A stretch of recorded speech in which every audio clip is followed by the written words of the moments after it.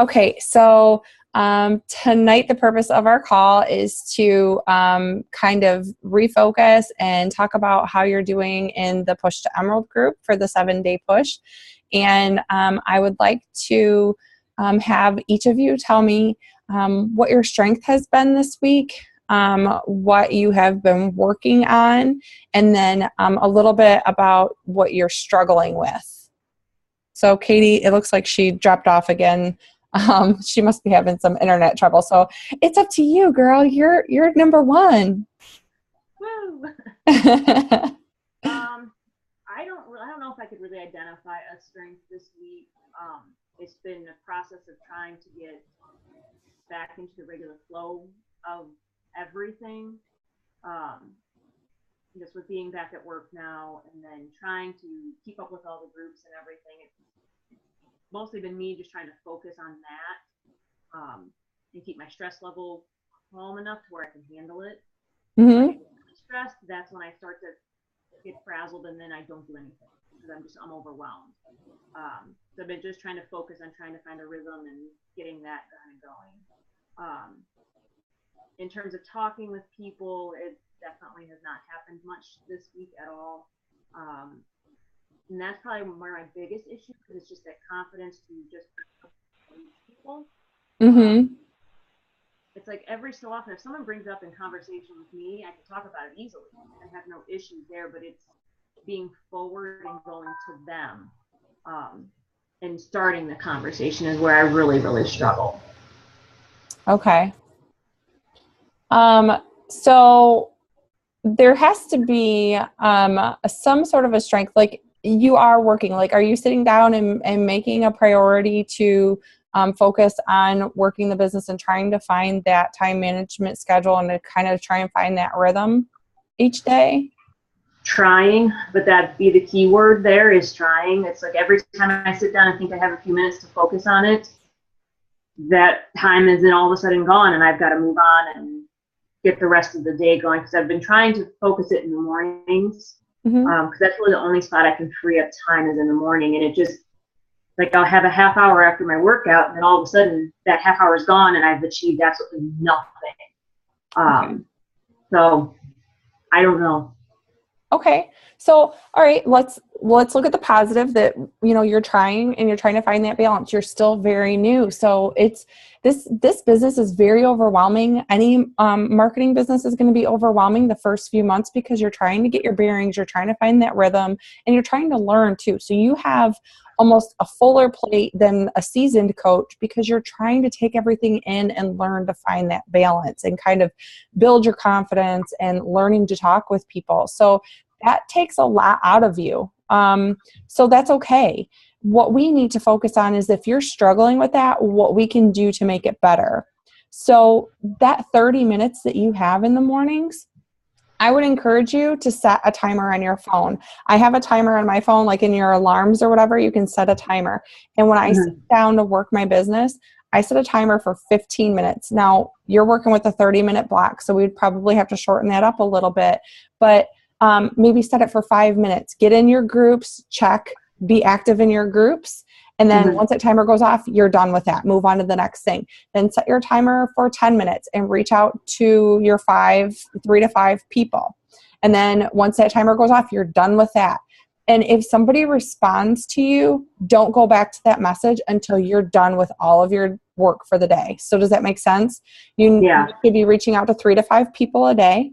And then we should also be inviting 3 to 5 people a day. So if you set that timer for 5 minutes in the morning, maybe that could be your time that you check in with the groups and you add up the points that are going on in the group since you're helping with that.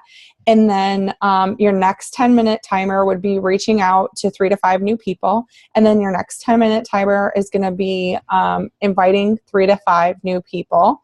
And then if there's time allotted after that, so if you have, let's say, 5 to 10 minutes after that, set your timer again and either do your personal development at that time if you can't fit it in somewhere else, or if you're not doing audio while you're in the shower or something like that.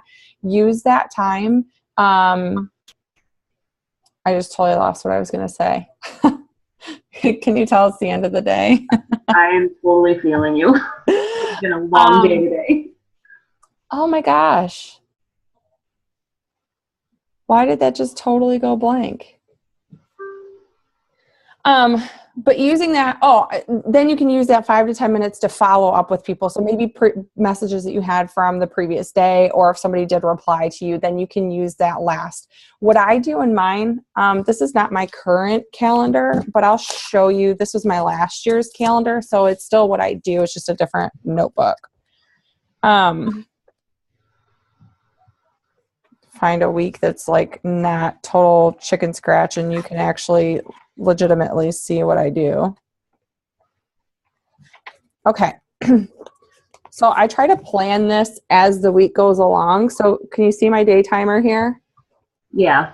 Okay. So what I do is in this first section here, I usually write 5 to 10 names of people I'm going to reach out to. Okay. So those are new reach outs and reconnecting with people. The next 5 to 10 people are my follow-up. So those are people that I've already talked to and I maybe need to follow up with about the coaching opportunity or about a challenge group, or maybe they were pregnant at the time and it just wasn't a good fit. So those are people I'm going to follow up with and reconnect with again. And then my last 5 to 10 people, like down here in that bottom column, those are going to be the people that I'm inviting into the group. So one thing that I do is I will go through like one day a week.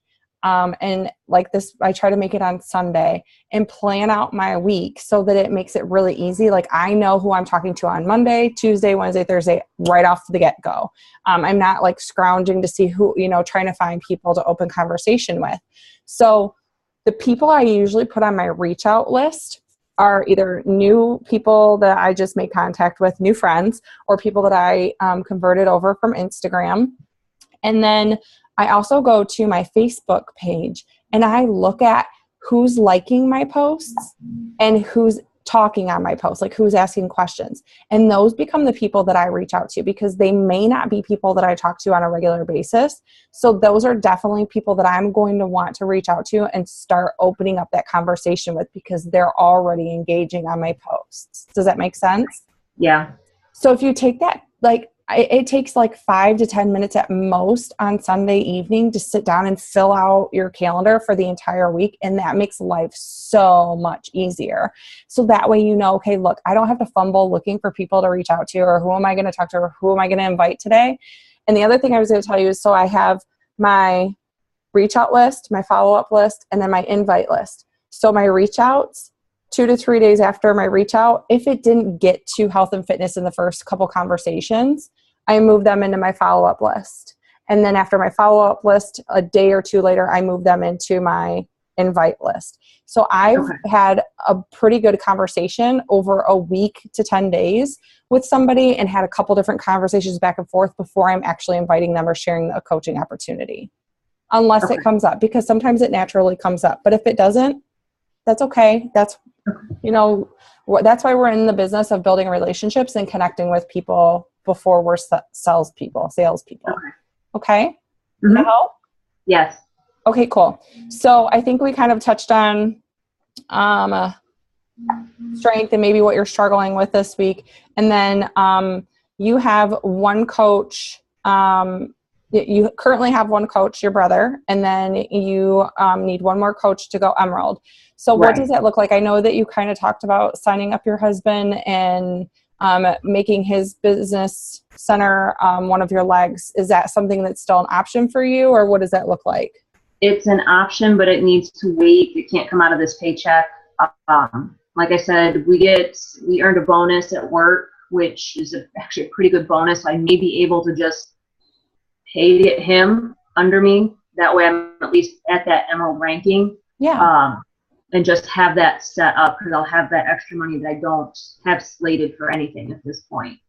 Otherwise, there was a girl that I work with that was interested before Christmas. And every time we would talk, she would say, I gotta wait till the next paycheck. And then something would come up and, I gotta wait till the next paycheck. So I needed to open up my conversation with her again. Because honestly, I could see her as being a possible coach prospect. She's been off to vet school and she had quit and come back, and she's trying to get back into that school. And I know she's got a lot of family members who are really big into health and fitness and stuff. So I see her as somebody that could possibly go farther with it. But I don't really want to freak her out either by mentioning that. So I do at least want to talk to her about the challenge pack again, because she did express interest in the challenge pack. Okay. So. And that's the prejudgment or the fear of scaring her off or overwhelming her with the opportunity is a lack of confidence. And it's just something because you're newer that will build, that will come as you share the opportunity with people. You will start to get to a point that, and I encourage you to start feeding your mind this, that you're doing somebody a disservice by not sharing health and fitness with them, by not inviting them to live a life of financial freedom, because this business plays no favorites. Absolutely none. If you put the work in, you will make the money. And you're making money by helping people. So it's an amazing opportunity to share with people. So start to build that confidence in that and believe in that. You obviously believe in it because you signed up to be a coach for some reason. There is belief within you. Mm-hmm. So something that really helps me to share that coaching opportunity with somebody that I might think I'm a little crazy or, it won't be too sure, is edify that person. Tell that person how amazing they are. What characteristics in that person do you like? What makes you think she's going to be a good coach? And tell her that. Tell her, I think that you're inspiring. I think that you could motivate a lot of people and help them change their lives and, things like that. And then ask her, after you edify her and point out all the characteristics that you truly admire about her, and simply ask her, have you ever considered being an online health and fitness coach like me? Or have you ever considered doing what I do as an online health and fitness coach? If you say, have you ever considered, it takes the persona of you're trying to get her into something, or that just kind of takes the edge off, I guess, because you're just, have you ever considered? It's not threatening. Okay. And in the files tab of our group, that's exactly how I share it with everybody. And that's how Janelle Summers, who is the top earning coach in the industry, that's how she shares it. Have you ever considered? So in the files tab, there's a presenting the coaching opportunity and the coaching presentation link. It's one file. It's like probably 10 files down when you go into the files group. Check that out because it's actually a script of me talking back and forth with somebody and sharing the opportunity with them. Okay. Okay. All right. All right, cool. Bobby, I see you got your phone to work. How you doing, girl? Okay, you? Good. Glad you got your... I don't know what was wrong. Well, I could see you kept freezing up and we were trying to talk to you and you weren't hearing us. And then I think you tried to call in and... Yep. Okay, so Bobby is a brand new coach, been on board with us for about 10 days or so now, and just started Hammer and Chisel, so that's awesome. How are you liking that? I love that. Good. It's challenging, isn't it? It is. I'm sore in different places now. I was just telling my husband that. I'm like, I've never been sore on the top of my thighs, like where it goes into your hip. I've never been sore. I didn't even know there was a muscle there. I've never been sore there before. And I'm like, holy crap. I'm sore on the top of my arms where my shoulders are too. And I was like, what? Hey, that means we're changing, right? Awesome. So maybe you could share with us, I know that you're starting out just a few days in, a weekend or so. Maybe you could share with us what you have been doing, what you feel like your strengths are, and then what you're kind of struggling with right now so that we can help with that. I think my strengths, I love talking about fitness, and people are noticing at work that I'm losing weight. They're really noticing. Awesome. So they're asking me about it, so it gives me the opportunity to talk about it.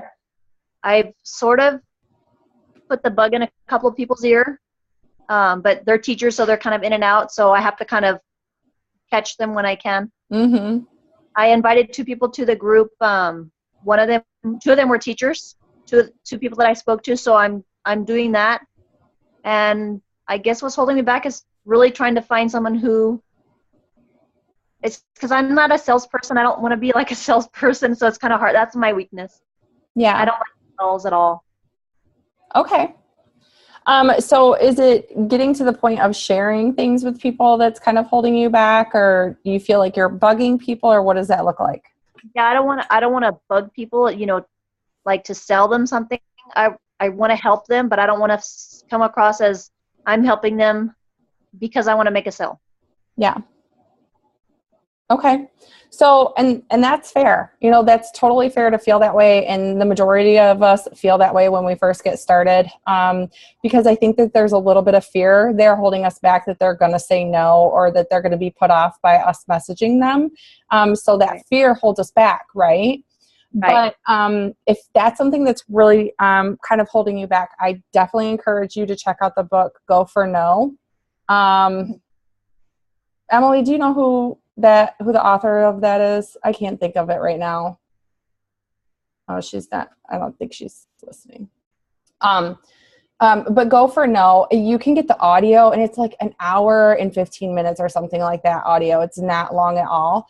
But kind of like I was telling Katie, and I don't know if you were back on the call yet, we're doing a disservice to people by not sharing something that's working so well for us to get on a healthier path.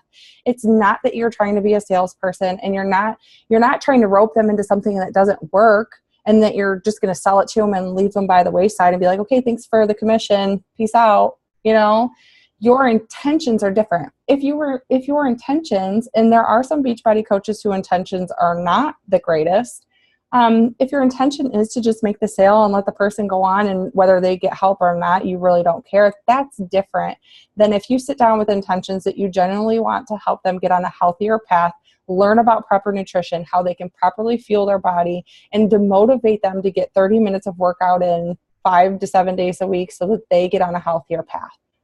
The difference of being a salesperson and being a good, positive coach and a positive role model is your intentions behind it.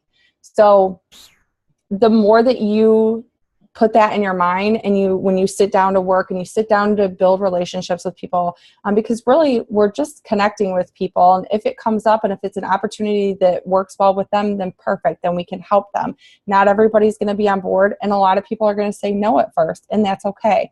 No means not right now. Okay.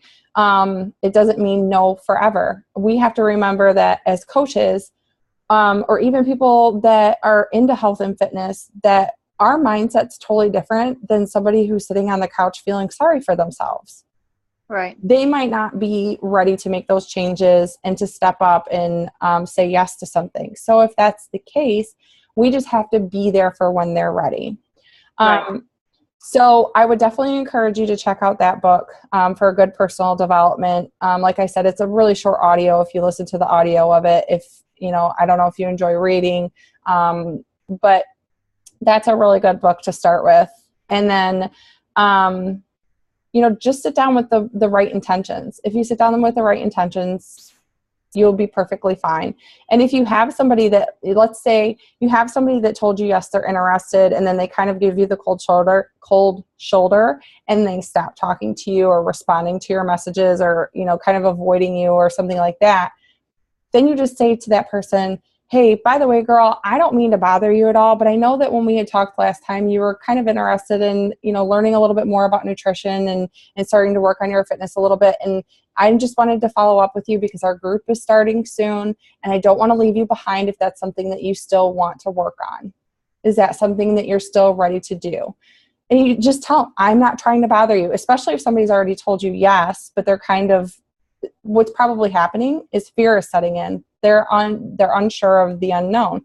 So when that happens, just tell them, I'm not trying to bother you. You're just doing your job by following up and being ready to share nutrition and fitness with them if that's something that they're ready to get started with.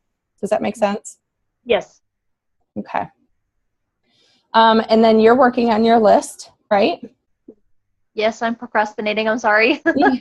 I got your message. So work on getting that done, because once you have that done, then you can just kind of, take a deep breath, and that'll be over with. And then you can start reaching out to people, because really reaching out is just reconnecting with people. Like Katie and I were talking that it doesn't always go to health and fitness right away. It's not always going to go about what you're doing or Beachbody or anything like that. It's just literally reconnecting with that person and seeing how they're doing in life. And sometimes that conversation, as you're going back and forth and how things are going in life, that conversation will lead to more. But sometimes it doesn't, and that's okay. You've at least reconnected and opened that door back up with that person. Okay. Cool? Okay. I'm going to work on it. Yeah. Then we can get you into the next phase. Yes. Cool. All right. Well, do either of you girls have any questions? I always have questions when I'm done. Yeah. Are when I'm here. I did want to ask, what are your feelings on like pages? I know Kelly doesn't really stand behind like pages, but I know a lot of these body coaches do. Yeah. What are your feelings about them? I actually made a post on my like page today that said it was a picture of a little red hand saying stop on a selfie of me, and it's saying that I no longer, because I'm getting views probably from my Instagram. People are just searching my name and they're finding my like page instead of my personal page. And I said stop. I no longer post information here. Please follow me. And then I put the link to go directly to my personal page. Here are my thoughts. You have to do a lot of work. I mean, a lot of work. I post 5 times a day, and that still isn't enough for a Facebook like page at first, because you have to get that organic algorithm going that people are engaging on your post. And it's very difficult to do that. I've invested quite a bit of money trying to get that going, and paying for boosts and all kinds of stuff. I've watched like top coaches videos, and even the top coaches who are using a like page complain a lot because Facebook changes the way that their algorithms are. So it changes, like one week your Facebook page might be on fire, and then the next week you're dead in the water. And it, like I said, it takes a lot of effort because you have to post multiple times a day to reach your audience and to really get your worth your while. So I personally have decided to invest more of my time in making very valuable posts on my personal page and then on my Instagram, so that I can pull people over from Instagram to Facebook. A lot of the girls, and maybe it's because we're on Kelly's team and she doesn't stand behind a Facebook page, so a lot of us haven't really gone that route. But I know that like April McDonald, who's a really successful coach, she has a like page and she posts pretty frequently on her page. But a lot of times she's sharing her posts to her personal page to try and get people to engage on her posts. So with that said, I don't ever want anybody to be discouraged if that's something that they want to dive into. But I will say this, especially if you're feeling overwhelmed or like you're having trouble finding a good rhythm and time management, master one platform. Like master being consistent and getting good posts on your Facebook personal page, and utilize your warm market. Utilize sharing that with your family and friends, and get really good at one platform. And if Instagram is your platform, then I actually just watched a video today from Angie Bellamere, and she's very, very good in social media. Then kill it on Instagram, but then share your posts to your Facebook page so that you have a presence on Facebook, but you're killing your platform, whichever one you're more successful in. Try to focus on one that you're really good at and comfortable in. I personally am comfortable on Facebook because that's where I do the majority of my business. And that's where I'm going to want everybody to be eventually. So I try to maximize that and then be a presence on Instagram to help convert people over to Facebook. Does that make sense? Yeah. Yeah, or did I just totally say too much? No, I got it. No, it helped. But it was something that I kept toying with, but Yeah. It's hard just being on my Facebook page. Like, I had talked with Chelsea about this too. It's like I spent probably the last 6 months pulling myself out of Facebook just in dealing with my health issues, and then not being able to handle the stress that Facebook kept bringing to me, just because everything was just everybody was complaining about everything, and it was just like, I don't need this. You know, I've got my own stuff to deal with. I don't need to hear their stuff. Mm-hmm. So now I'm trying to push myself back into Facebook and put a much more positive spin on it, which I can do. It's time consuming, even just doing that. Mm-hmm. But I had been looking at, because like I said, I follow a lot of Beachbody coaches who have Facebook pages or their like pages. Mm-hmm. And that's a lot more of what I see are their like pages, but then they will share back and forth with the regular page too. I wasn't sure what your take on it was, and hadn't really considered how much longer it would take time wise to do one. Yeah. So yeah, I would, like I said, maximize your personal page. And you can have up to 5,000 followers or 5,000 friends on your Facebook personal page, and then people can follow you. So it's like they're your friend, but they're not quote unquote your friend on Facebook. So, you know, I would lean more towards maximizing your warm market and your personal page first. And then if you start killing it and you find a really good rhythm and you're ready to branch out and maybe create a like page to be able to start boosting things and sharing more videos and try and get more viral exposure, then go for it. I think that's in the way far out future. Hey girl, I totally get it. Because like I said, I would go like a good 3 or 4 weeks just really posting, like scheduling posts out and making sure that I had an active presence on my page every couple hours. And still, I mean, I'm talking out of almost 700 likes, I was getting maybe 1 or 2 likes. And wow. That's a lot of work for that. Yeah. A lot of work. And even when I was boosting, a lot of the customers, even though when you boost a post, you can select your target market so that your money is being spent wisely, basically. And even when I was doing that, a lot of the customers I was getting were not my target market at all. So, yeah, I'm not a big fan of them either, I guess. Okay. Fine, that works for me. Yeah, I mean, I think that they can be very useful, but even Meg Wazinski, who you will hear from this weekend, super successful coach. She's a 15-star diamond, and she runs both. But that girl is seriously like every 2 hours, she's like every hour she's posting something, because every 2 hours she's posting on her personal page, and then every 2 hours on the off hour, she's posting on her Facebook page. And I mean, I'm sure her assistant is probably helping her with that. So I don't know that she's personally doing all of that. Mm-hmm. I'm not sure, but I know that she does have an assistant. So maybe when you get to that point, you could delegate things like that. You know what I mean? Like you can delegate certain things out. And even when you get to a point that you're making a decent income, there are options of like Fiverr.com. It's Fiver.com, or Elance. Like there's a lot of people you can hire for super, super cheap, like college students and stuff, that will do stuff like that for you. Mm-hmm. Fiverr is people that will do stuff for $5. That's why it's called Fiverr.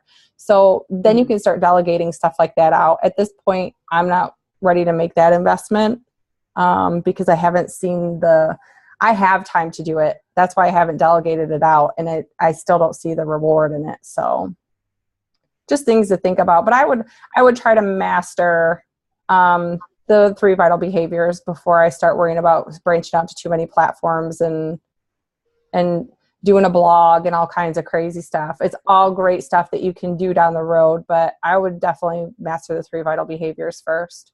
Okay. Bobby, you're back. Do you have any questions? No.